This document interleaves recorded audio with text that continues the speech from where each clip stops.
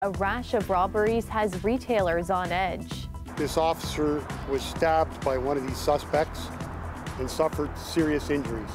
The search for suspects in the latest brazen robbery, plus efforts in Peel Region to crack down on thefts this holiday season. Plus, there was a lot of relevant costs that were not included.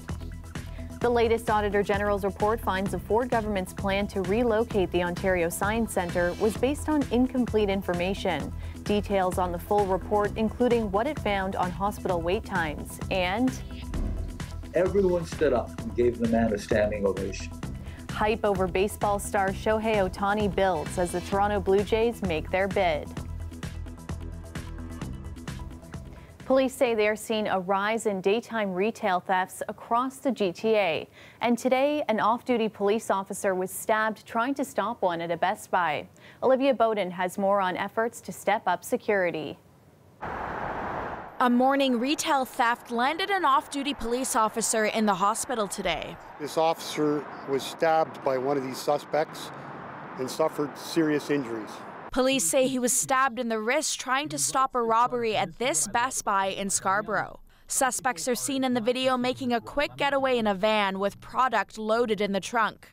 It's one in a string of retail thefts in the last few weeks, including incidents in Mississauga and at the Bramalea City Centre. And just last night, 3 men smashed displays at a Cartier store in Yorkdale Mall. The daylight thefts have police looking at increased security. We've seen across the GTA some troubling instances where there's been some brazen daytime thefts or robberies occurring, and we want to set the message straight that that will not be occurring on our watch here in Peel. To stop robberies, Peel Police announced today they've teamed up with Square One. They're increasing police presence in the Mississauga Mall for the holidays. Investigators will be conducting foot patrols and taking any emergency calls. The goal is to reduce theft and provide quick services to retail employees. We want to make some assurances to all of the shoppers that we take their safety seriously. Belle Morena says police see an uptake in retail thefts every holiday season, but the affordability crisis could be driving the brazen daylight thefts as of late. These Square One shoppers say the thefts have been on their radar. I have seen people stealing because of the prices going up. They have to increase the security. Now, Constable Bell says he recommends shoppers carry cards rather than cash so that they don't become targets of theft. And Peel Regional Police says if anyone else has information about thefts at Square One, that they should contact 11 Division. Olivia Bowden, CBC News, Mississauga. A 42-year-old man is dead after a single-vehicle collision on Highway 427 tonight. The accident shutting down all lanes of the highway north of the 407 for several hours. There's no word on the cause of the crash. Police are investigating the evacuation of a Vaughan movie theater after an unknown substance was sprayed into the air last night. A similar incident happening at 2 other theaters in Toronto and Brampton. York Regional Police received a report for numerous people who were suffering adverse effects, coughing and irritation after exposure to an unknown substance that was sprayed in the air at a movie theater in the city of Vaughan. It happened around 9:20 p.m. at the Cineplex near Highway 7 and Highway 400. Police say about 200 people were watching a Hindi language film before being exposed to this unknown substance. There were no serious injuries. 2 male suspects fled the scene, both wearing a black mask and a sweater. A new report from the province's Auditor General finds the Ford government made its decision to move the Ontario Science Centre with incomplete cost information. The report isn't solely focused on the Science Centre. It also looks at the province's troubled healthcare sector. Queen's Park reporter Lorenda Redekop has more. The use of agency nurses increased by 25 times in northern hospitals. 25 times. The acting Auditor General had a shocking number in his annual report. He says in the rest of the province, the increase was 2.5 times, both over 4 years. If you're in a hospital, you likely won't know if you have a private agency nurse or one employed by the hospital. But agencies charge hospitals 2 to 3 times as much. One hospital reported its spending on agency nurses tripled to $8 million in just the past year. The report finds the government doesn't track agency spending, relying on hospitals. Well, I think they need a strategy. They don't have a strategy at the moment. The health minister disagrees and says they're working to hire more nurses. She avoided answering whether they'd cap the amount agencies can charge. What I am hearing from hospital leadership is the use of agency continues to decrease as we have more nurses coming into the system. That's not what the opposition says it hears from hospital CEOs. Hospitals are saying they're worried they won't even make payroll because they're having to spend so much more year after year, month after month on these private agencies. They need to cap it now, and they need to pay nurses what they really deserve. The auditor found ER wait times are 2 hours before a doctor's assessment, up 30 minutes in the last 10 years, and that 1 in 5 emergency visits are non-urgent, many due to patients not having a family doctor. The report finds there were more than 200 unplanned ER closures, something it calls very rare just a few years ago. In overall hours, it adds up to more than 5,000, mainly in rural and northern hospitals. The report also looks at the planned move for the Ontario Science Centre, raising questions about the actual cost. We could not conclude on the reasonableness of the cost-benefit analysis, since there was a lot of relevant costs that were not included. And it says consultations didn't happen, not even with the landowners of the Science Centre. So why not? We knew the Science Centre was 54 years old. We knew it was coming to end of life. We knew that the building was very old, and we had to start thinking about a long-term solution. But the government won't have to take opposition questions on any of this for more than 2 months.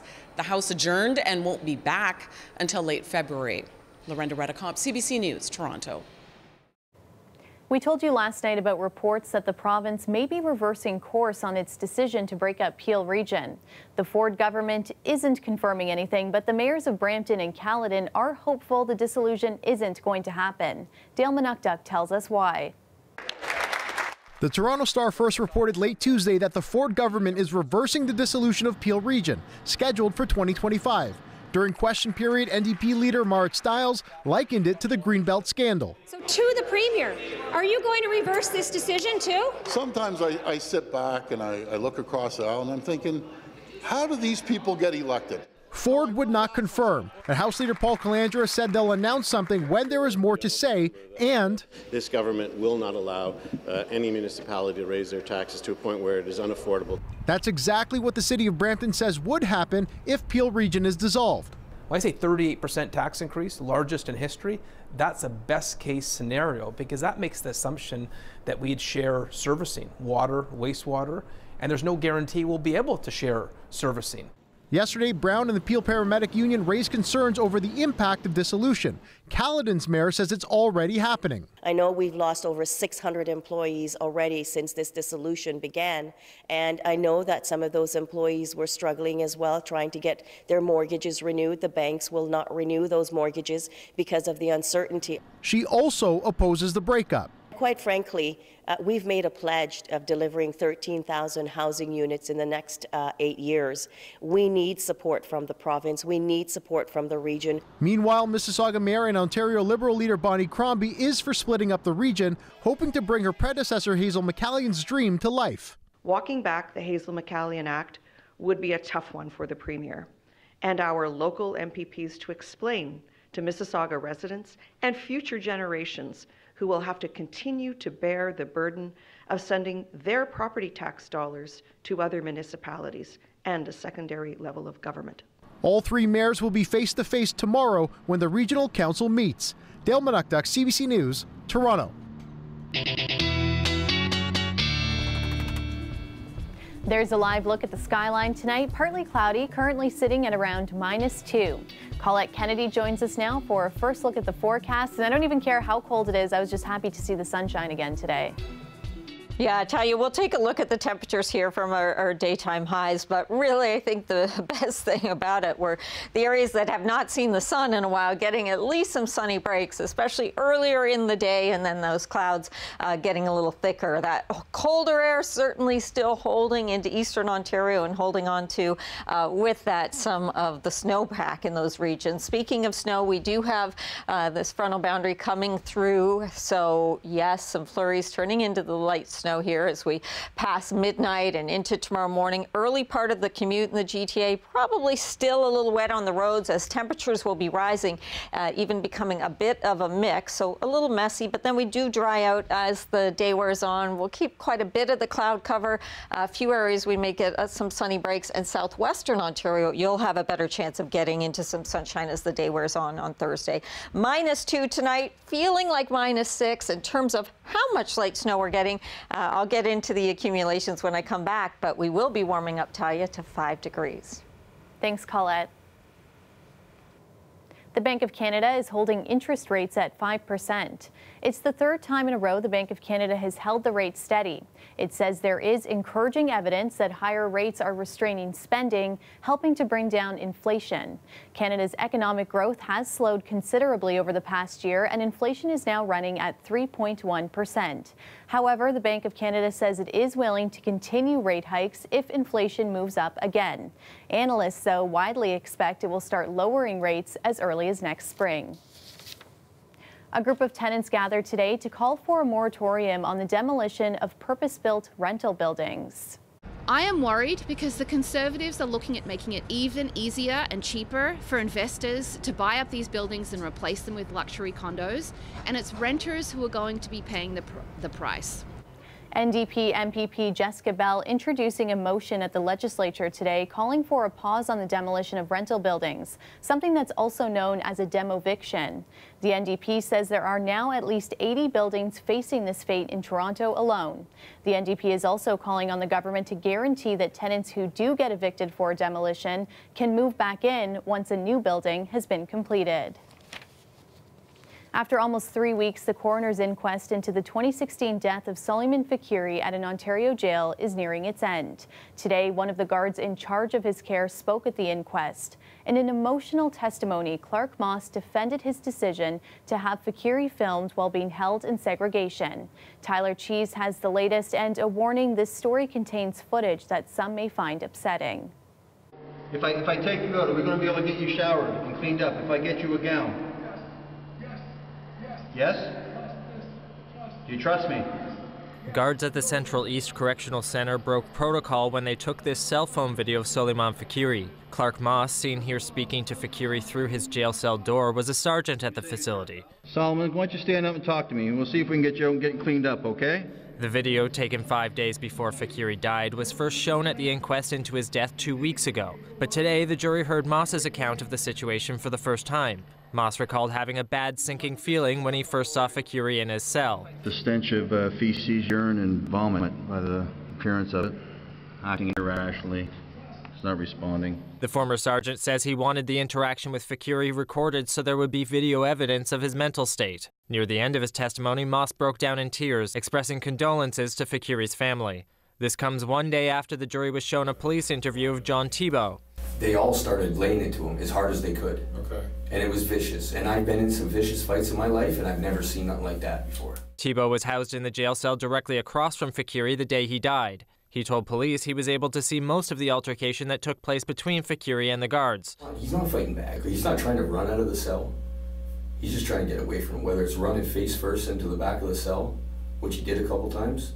Fakiri suffered from schizoaffective disorder and was waiting for a hospital transfer when he died. The inquest is expected to finish this week, with jury deliberations starting on Friday. Tyler Cheese, CBC News, Toronto. Charges have been laid in connection with an alleged hit-and-run that left a homeless person dead last month. It happened on November 14th. Police say a black SUV mounted the curb near Scott Street and Wellington Street East and struck a 57-year-old man who was sleeping on the sidewalk. The man was pronounced dead in hospital, and the driver fled the scene. Today, a 63-year-old from Mississauga was arrested and charged with failing to stop at an accident causing death.